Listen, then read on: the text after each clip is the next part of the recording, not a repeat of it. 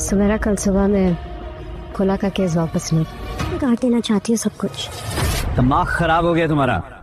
ہاں شکر ہے اس موقع پر تو پہنچے. میں بتاتا ہوں کیا ہوگا. ہم یہاں سے جائیں گے, اس گھر میں جائیں گے, وہ زندگی شروع ہو جائے گی. وہ آنا چاہے بھی تو میں نہیں آنے دوں گا. وہ عورت تو مجھے کہہ کے گئی ہے کہ وہ گھر واپس آنا چاہتی ہے. نہیں, وہ نہیں آنا چاہتی.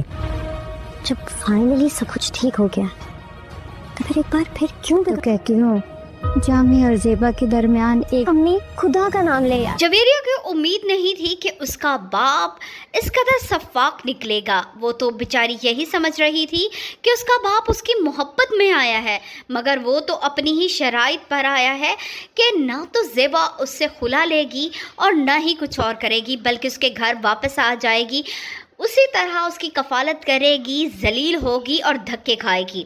مگر جیسے ہی سبوک کو یہ سب کچھ معلوم ہوگا وہ زیبا کو منع کر دے گا. سبوک اچھے سے جان چکا ہے کہ جمال اس کی ماں کو پسند کرتا ہے, اور کسی نہ کسی صورت اسے یہ بھی معلوم ہو چکا ہے کہ اس کی ماں بھی جمال کو پسند کرتی تھی. مگر اب بچوں کی خاطر وہ اپنی اس محبت کو پس پش ڈال کر ایک دفعہ پھر جامی جیسے انسان کے پاس واپس جانا چاہتی ہے.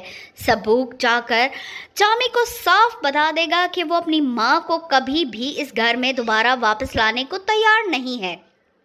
جامی غصہ ہوگا کہ اس کی بیوی نے اس سے وعدہ کیا تھا کہ اگر وہ جویریہ کی شادی پہ جائے گا تو زیبا خلا بھی واپس لے گی اور آئے گی بھی ضرور. لیکن سبوک جس طرح سے باپ کے سامنے کھڑا ہوگا وہ اچھے سے جانتا ہے کہ اس کی ماں کا بھی خوشیوں پر اتنا ہی حق ہے. اسی لیے اپنی ماں کی خوشی کی خاطر وہ اپنے باپ کو صاف انکار کر دے گا, اور نہ صرف اپنے باپ کو بلکہ اپنی ماں کو بھی بتا دے گا کہ وہ اس گھر میں واپس نہیں جانا چاہتے جہاں ذلت اور رسوائی ہمیشہ ہی ان کا مقدر رہی ہے. انہوں نے خود کو بہت مشکل سے سنبھالا ہے اور وہ دوبارہ اس ماحول میں جا کر اپنی ذہنی حالت کو مزید خراب نہیں کرنا چاہتے. زیبا بیچاری کے پاس کوئی آپشن نہیں ہوگا. وہ یہ بات اچھے سے جان چکی ہے کہ جامی کا اس کی بیٹیوں کی شادی میں ہونا کتنا ضروری ہے. سبوک کے انکار کے باوجود بھی زیبا یہ فیصلہ کرے گی کہ وہ جامی کے پاس واپس جائے گی. مگر سبوک کا رویہ دیکھ کر زیبا بہت پریشان ہو جائے گی. اس کی دوست, اس کے گھر والے بھی یہی چاہتے ہیں کہ وہ جامی کے پاس واپس نہ آ جائے.